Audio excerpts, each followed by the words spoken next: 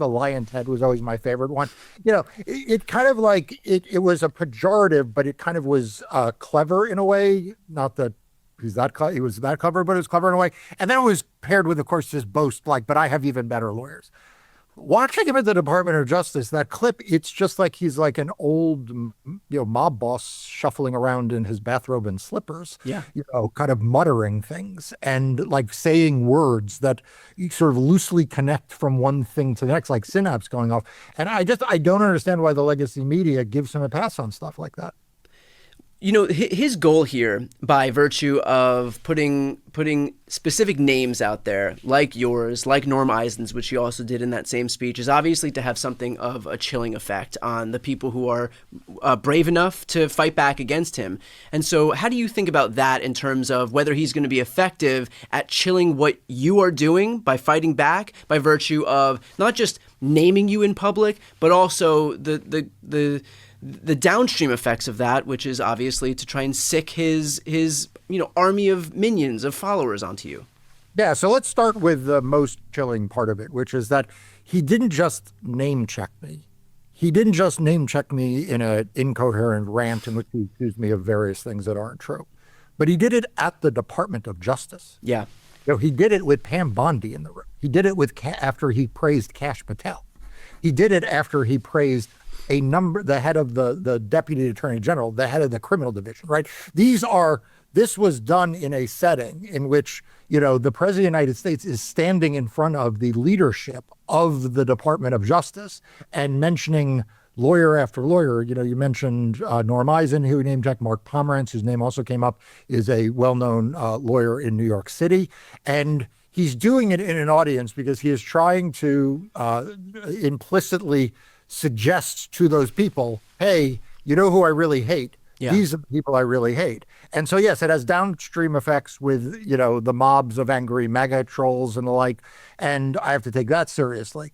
But I have said for many, many months now, and you and I have talked about this, I've written about this for Democracy Docket, like we are going to see the weaponization of the Justice Department. In fact, we have already seen the weaponization of the Justice Department. We have seen chilling examples of how he is trying to turn the full force of the federal government against his political opponents. And so I think that is the other context that we saw here. But let me say something loud and clear.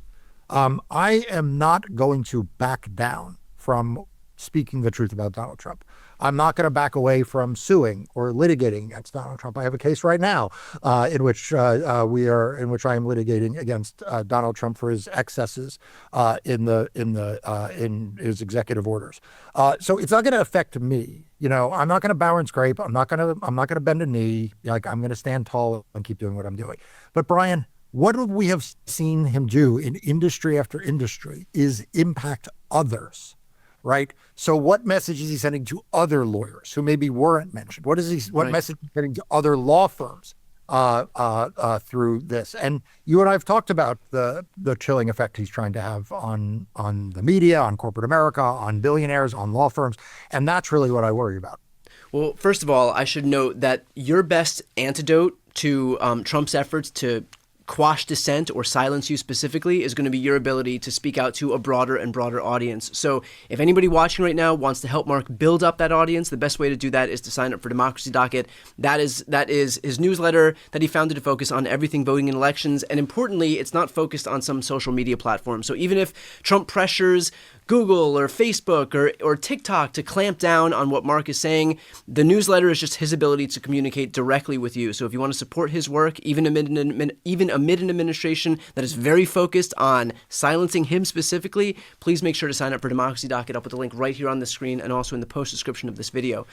Mark, you're right in the sense that this was his signal, his not so subtle signal, directly to the people who would be able to prosecute critics. Do you think that it's going to be effective? Like, there's a difference between, in his addled mind, what he thinks is going to be effective while he freewheels about MSDNC and it should be illegal to to say an ill word of Judge Cannon and unconstitutional to criticize the president, and you shouldn't be allowed to have a license if you don't genuflect at the altar of Trump. He can say all this crazy shit all he wants, but the reality is that these prosecutors have to abide not by Trump's inane ramblings and diatribes, but by the law. And so when he's in that room talking to prosecutors at the DOJ, which, by the way, notwithstanding the fact that if a Democrat did anything close to this, the Republicans would lose their fucking skulls. But we'll just put that aside for a moment. Well, before you put that aside, can I just jump in? I mean, Barack Obama went to the Department of Justice once. It literally was Eric Holder's going away. Like that was it. And he still got criticized for it. By the same people who are just by offering up deafening silence when Trump is in the building, basically telling these prosecutors that he wants them to focus not on domestic terrorism, not on rapists or murderers, but rather on just quashing dissent among his political opponents. But with that said, to that point then, do you think that he's going to be effective at pushing any of those people who, again, their adherence is not to Trump's, some errant synapse fires in his brain and he decides he wants to go after somebody. Their adherence has to be to the law and what's actually prosecutable. So how effective do you think he's going to be? Look, I think that the jury is still out on that. I mean, I don't think we know. I think we know this. I think, Pam Bondi was an election denier before she became Attorney General. She was an election denier who denied the outcome of the election results in Pennsylvania to curry favor with Donald Trump. Yeah. What Kash Patel? I mean, how many episodes have you done on Kash Patel? I mean, Kash Patel is such a sycophant of Donald Trump's. He wrote a children's book. In which Donald Trump is like the good king, and I think it was Hillary Clinton is like the evil. I don't know if she's the evil queen or what she is, but she's like the villain in it, and literally published a book with an enemies list, like as an appendix. So. Sure, they have to have law and they have to have facts in order to, indict and convict. And, you hope that system works. But they can do a whole lot of damage to their political opponents through just opening criminal investigations. And we've seen, already instances in which federal prosecutors have resigned. I mean, Ed Martin he's basically dedicated his entire tenure as U.S. attorney in Washington, D.C. to sending these bogus letters of inquiry to people who committed the cardinal sin of speaking an ill word of the God King. Right. And we've seen the prosecutors resign in the Southern District of New York for refusing to, file a motion to dismiss the Adams investigation.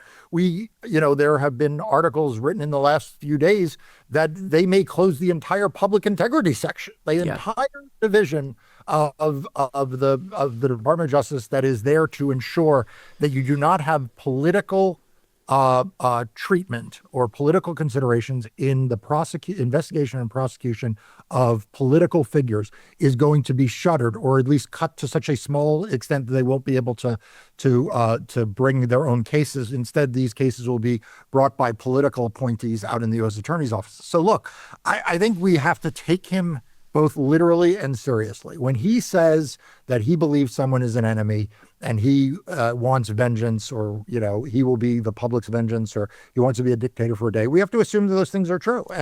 And the White House keeps saying that they don't believe that the Department of Justice is independent of the President of the United States. And what we saw was him show up at the Department of Justice to give that speech, right? Like something he could have done on Rumble, right?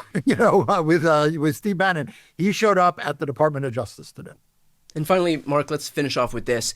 What is your message, if you had to deliver one, to Donald Trump in response to him offering up you as some villain during the speech at the DOJ? Look, I wear your scorn like a badge of honor. Donald Trump, you are an election denier. You are a threat to democracy.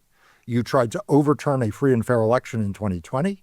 You spread lies and disinformation about our voting systems and the security of elections, and you continue to lie to the American people almost every single day.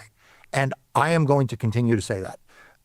You can't go after some corporate overlord, as Brian said. Democracy.com is published on its own platform, and you're not going to intimidate me. So, I'm going to continue to do what I need to do as a responsible citizen. I'm going to speak out against tyranny. I'm going to speak out against Donald Trump's unlawful actions, and I'm going to litigate, and I'm not going to be cowed or back down from that.